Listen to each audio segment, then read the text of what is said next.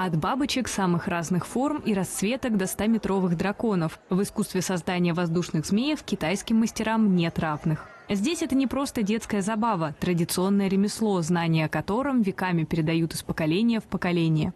Запуск бумажного змея очень популярный хобби в Китае.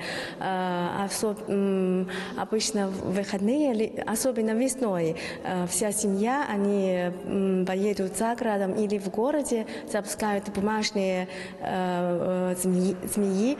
Изучить национальное достояние Китая однажды загорелся желанием Станислав Колбинцев. Объехал многие города страны. По пути собрал большую коллекцию не только самих летательных аппаратов, но и знаний о технологии их производства.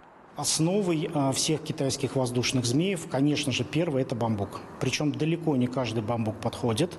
А в разных регионах и каждый мастер подбирает себе бамбук из определенной провинции. Это, конечно же, бумага, которая обрабатывается определенно. То есть в древности использовали рисовую бумагу.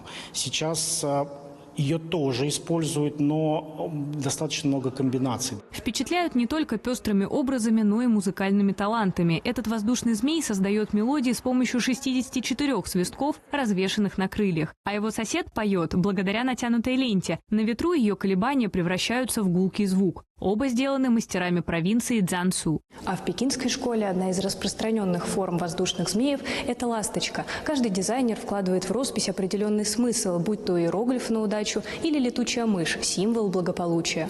Эти птицы олицетворяют семью. Те, что побольше – папы, потоньше – мамы. Есть и двойные, супружеские пары. Конструкция ласточек такая же крепкая, как родственные узы. Благодаря специальным крыльям все они способны выдержать сильный ветер.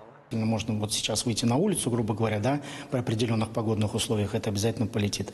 Выставка китайских змеев для Станислава дебютная. В будущем коллекционер намерен показать их воздушных собратьев из Индонезии, Малайзии, Индии, Таиланда, Вьетнама и Камбоджи. Татьяна Лихачева, Виталий Осипов, ТВ Брикс.